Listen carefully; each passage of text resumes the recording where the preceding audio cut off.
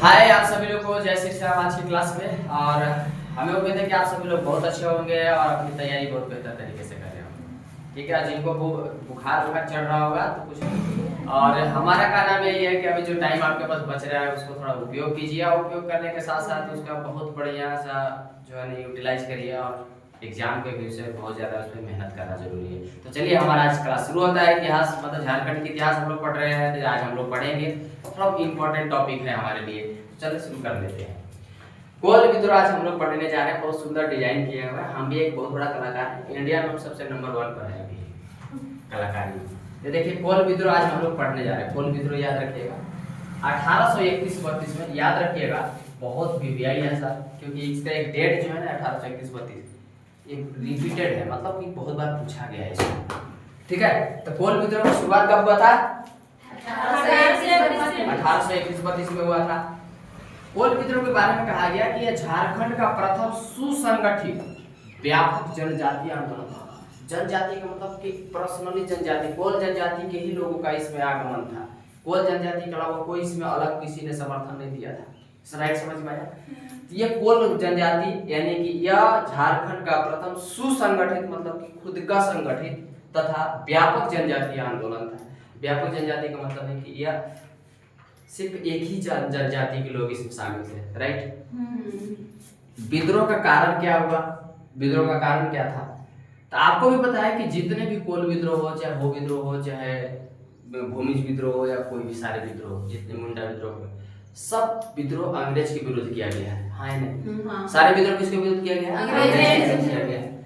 सारे विद्रोह जो है अंग्रेज के विरुद्ध किया गया है। तो इसमें कोल विद्रोह का जो सबसे कारण क्या था इसको भी समझिएगा। सबसे बड़ा कारण था लगान यानी कर अधिक लेना, ऊंचे दाम लेना। समझ में आ रहा है? लगान यानी कर जो है ना ऊंचा लेना, अधिक लेना। समझ में आ रहा है? पहला कारण। दूसरा था अफीम की खेती कराना, यानी कि हो जनजाति के लोगों से जो है ना आदिवासी से लोगों से उन लोग से अफीम की खेती कराया जाता था। अफीम एक बहुत बड़ा विषाक्त पदार्थ है। तीसरा है जमींदारों द्वारा शोषण उत्पीड़न करना, शोषण या उत्पीड़न करना, यानी कि शोषण भी करना उत्पीड़न भी, मतलब शोषण या उत्पीड़न करना उनका सबसे बड़ा प्रमुख कारण था जमींदारों द्वारा। समझ में आ रहा है? जमींदार बड़े बड़े लोग थे, उन लोग क्या करते थे? हो जनजाति के जो लोग थे, क्योंकि इनके पास तो कोई जमीन नहीं था, इन लोग जमीन अधिकतर जंगल निवासी की तरह रहा करते थे, तो इनको ज्यादा शोषण किया करते थे इन लोग। आर्थिक शोषण भी करना एक अलग था, यानी कि इनका आर्थिक शोषण रूप से भी, आर्थिक रूप से इनको शोषण कर लिया जाता था। किसी चीज में मान लीजिए कि इनके पास तो सारे चीजें उपलब्ध नहीं थे, तो कहीं कुछ लेने जाते तो भाई बड़े बड़े लोगों ही के पास नहीं मिलता, तो उनके पास लेने जाते थे। इनके लिए अलग से जो है डिमांड बनाया जाता कि भाई आपको इतना पैसा देना होगा तभी तोरा मिलेगा सामान। उसके बाद है हड़िया तथा पतचुई पर अत्यधिक कर लगाना। हड़िया मतलब पिए वाला, ठीक है, उस पर उनको कर, क्योंकि इनका पैसा है। कोल जनजाति जो है ना इसके बिना रह नहीं सकते थे, तो तब जो है ना बड़े जमींदारों द्वारा जो है उस पर कर लगा दिया गया कि हड़िया अगर आपको पीना होगा तो थोड़ा देना पड़ेगा चाहे। पतचुई पर भी अत्यधिक यानी पतचुई भी कर, उस पर भी लगा दिया गया कसम, मतलब दबा के कर। आदिवासियों के पढ़ा पंचायत व्यवस्था के स्थान पर अंग्रेजी कानून लागू करना। आदिवासी का एक सबसे बड़ा पंचायत का नाम था, उसका नाम था पढ़ा। परीक्षा में पूछा गया है पढ़ा पंचायत जो है ना आदिवासियों का एक प्रमुख क्या था? डिसीजन लेने वाला कोई भी एक संस्था था जिससे उन लोग कोई काम करता था। ठीक है, उसके जगह पे अंग्रेजी कानून लाना, इस पर भी जो है इन्होंने विद्रोह किया। समझ में आया नहीं है? इतने चीजों पर जो है ना कोल विद्रोह यानी कोल लोगों ने जो है इस पर विद्रोह करने का काम किया। समर्थन इसको कहाँ से मिला? समर्थन मिला मुंडा जैसे जनजाति से, हो जनजाति से, चेरो जनजाति से और खेरवार से। समझ में आ रहा है? तो आपसे पूछेगा कि बताइए कि कोल विद्रोह का मुख्य कारण क्या था? तो इसमें से कोई एक आध दो याद जरूर रख लीजिएगा। ठीक है, ऐसे सभी याद होना चाहिए आपके पास। एक बात बताऊं मैं आपको साफ साफ, कुछ मत दिमाग में रखिए। अगर इन 6 अगर आपको याद है ना, तो जितना विद्रोह हुआ है ना 6 इसका कारण है, याद रखिएगा। सब में सेम कारण है, सबका सेम कारण है, बस आप इतने जान लीजिए। समर्थन की बात कर लिया जाए तो समर्थन किसने दिया था? तो मुंडा हो, चेरो और खरवार ने समर्थन इसका दिया था। S R Tikle, S R टिकले कौन है? अंग्रेज है। एस आर टिकले कौन है? अंग्रेज। इसने क्या कहा? कोल विद्रोह के बारे में कहा। एस आर टिकले ने लड़का कोल, क्या लिखा? लड़का कोल या लड़का कोल कहा था। किसने? एस आर टिकले ने। याद रखिएगा, बहुत विद्याई है, क्योंकि आपसे पूछा जाएगा कि कोल विद्रोह को लड़का कोल या लड़का कोल किसने कहा था? S R Tikle. S R Tikle S R Tikle ने कहा था। किसको? कोल विद्रोह को कहा लड़का कोल या लड़का कोल या लड़का कोल कहा था। समझ में आया? हाँ या नहीं? हाँ। उसके बाद कोल विद्रोह का प्रभाव हजारीबाग पर नहीं था, क्योंकि अंग्रेज अधिक संख्या में थे। हजारीबाग एकमात्र ऐसा जगह था जहां पे कोल विद्रोह का कोई प्रभाव नहीं था। कारण अंग्रेज वहां इतना भारी संख्या में थे कि कोल विद्रोह का एंट्री लेना मुश्किल था, वहां मतलब जाना मुश्किल था। समझ में आया? इसीलिए वहां पर कोल विद्रोह का कोई प्रभाव नहीं था हजारीबाग के ऊपर। कोई दिक्कत? कोई प्रभाव नहीं था। प्रतीक चिन्ह की बात कर लिया जाए, कोल विद्रोह का प्रतीक चिन्ह क्या है? तीर। क्या है? तीर। पूछा गया है सवाल, क्या है प्रतीक चिन्ह? क्या है? तीर। प्रमुख नेता कौन था कोल विद्रोह के? बुधु भगत। कौन था? बुधु भगत। नोट में लिखा हुआ है बुधु भगत को कैप्टन इम्पे, किसने? इम्पे ने मार दिया था। किसने मार दिया था? यानी कि बुधु भगत को कैप्टन इम्पे ने मारा था। इम्पे मतलब इंक मतलब एक राशि। कैप्टन बुधु भगत को कैप्टन इम्पे ने क्या किया था? मार दिया। तो आपसे पूछेगा कि बुधु भगत को मारने वाला व्यक्ति कौन था, तो आपको बताइएगा कैप्टन इम्पे। ठीक है भैया? अंग्रेज है क्या है? अंग्रेज था। किसने? कौन था? अंग्रेज था। दमनकर्ता कौन है? विल्किंसन। दमनकर्ता पता है? दमन करने के लिए विल्किंसन ने क्या किया था? बहुत खतरनाक षड्यंत्र रचा था। किसको? कोल विद्रोह। कहा है कि भैया ये पता है कि बहुत गर्दा उड़ा के रखा था कोल विद्रोह अपने आप समय में, एक बहुत कारण था ना। ये देखिए, ध्यान दीजिए, मुंडा हो, चेरो, खरवार, ये सब जनजाति मिलकर जो है इसका समर्थन कर दिया। क्या किया? समर्थन किया। समझ में आया? ये नहीं, ये सबसे बड़ी खासियत था। बुधु भगत को मार दिया इम्पे, दमन करता था विल्किंसन की बड़ी घटना है भाई। इसने क्या किया? इसने जो है ना, जितने दूर तक अंग्रेज अधिकारी थे, अंग्रेज जितने दूर तक थे, बनारस तक इसने पहुंच गया।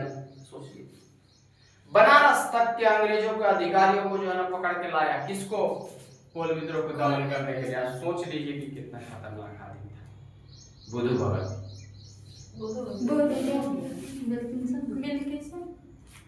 बुधु भगत खतरनाक था, तब ना विल्किंसन को बनारस जाना पड़ गया। अरे हाँ या नहीं? नहीं समझे?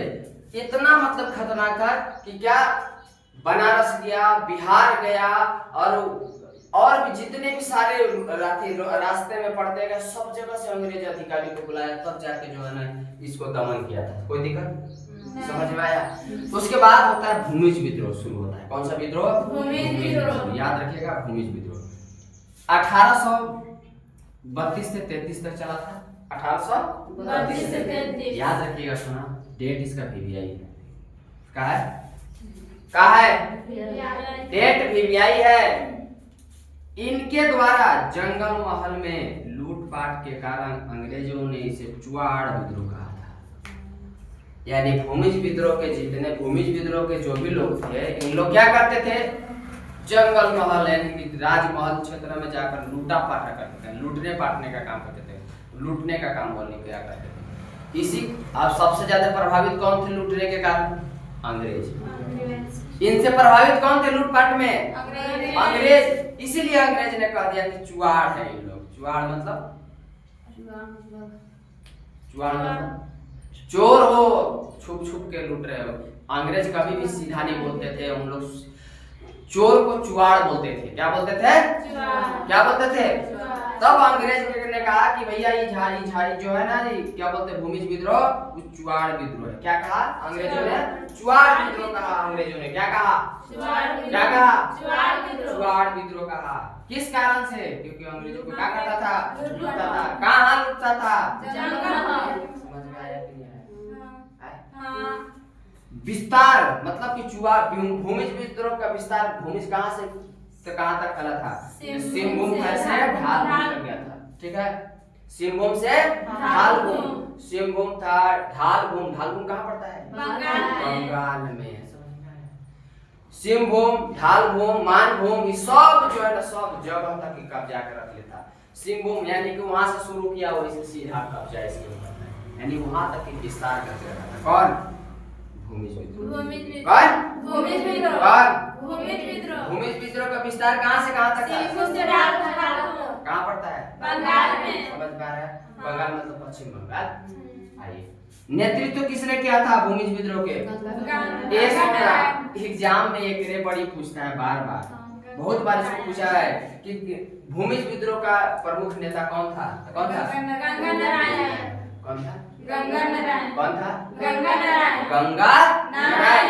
गंगा नारायण इसका नेतृत्व का था। इस विद्रोह को गंगा नारायण के द्वारा हंगामा की संज्ञा दिया गया। बड़ी सुंदर कहानी है भाई, बहुत सुंदर क्वेश्चन है। इस विद्रोह को गंगा नारायण के द्वारा हंगामा की संज्ञा दिया। हंगामा की संज्ञा का मतलब यह था कि जब इन लोग किसी को लूटा करता था, क्यों? जब भूमिज विद्रोह के भूमिज विद्रोह के जितने भी सैनिक थे, जब इन लोग लूटा करता था किसी को, तो याद रखिएगा ऐसा लूटता था, ऐसा के मत कहिए। लूटेगा, चिल्लाएगा, हाँ या नहीं? जिसको लुटाएगा, जो लुटाने वाला है वो चिल्लाएगा कि नहीं चिल्लाएगा? चिल्लाएगा। तो उसको चिल्लाने से पहले इन लोग इतना हंगामा करते थे, इतना हले करता था ईरान कि वो जो चिल्लाने वाला व्यक्ति है वो कर बतवे दूसरा के समझ में नहीं आता था, सुने में नहीं करेगा आपका बात। सीधी सी बात। देखिए आइडिया कितना सुपर था। मान लीजिए कि रेखा को कोई चाट मारना चालू कर दिया, तो रेखा को हायो करने से पहले जो है ना, हम इतना हले कर देंगे कि रेखा के बात है कोई के दूसरा के नहीं सुनाएगा। यह काम कौन करता था? कौन करता था? लूटता कड़कड़ा के ताले के ऊपर खूब हाला करवाता था जाते, और लूटता मतलब लूटता था भी जाते, लेकिन ओकरा जाते हाला करवा देता, हाला खूब करता था। ठीक है, तो अब मान लीजिए जिसका पेशा बन गया हाला करे वाला, तो सब आप मान लीजिए ये पिटा रही हैं, आप लोग सब हाला करे, तो हम जानिए ना कि आप लोग के लक्षण है वही है हाला करे वाला। तो के बोलेगा बाहरी से? कुछ नहीं कोई कहेगा, नहीं ना कहेगा रे एरन के तो यह काम है रोज के। बस वही कारण था। इस विद्रोह को गंगा नारायण के द्वारा क्या कहा गया? हंगामा की संज्ञा दिया गया। याद रखिएगा, बहुत इंपॉर्टेंट है। गंगा नारायण का समर्थन किसने मतलब गंगा नारायण का समर्थन किसने दिया था? तो बिंद राय जो था ना, बिंद राय मानकी ने जो है ना इसका समर्थन दिया था। कौन? गंगा नारायण के समर्थन कौन दिया था? बिंद राय। इस विद्रोह से संबंधित है बिंद राय जो था ना, कोल विद्रोह से समर्थन रखता था, यानी कोल विद्रोह का ही नेता था। समझ में आया? कोई दिक्कत? चलिए आज हमारी क्लास आपकी यहीं पर समाप्त होता है। मिलते हैं नेक्स्ट वीडियो में, तब तक आप सभी को जय हिंद।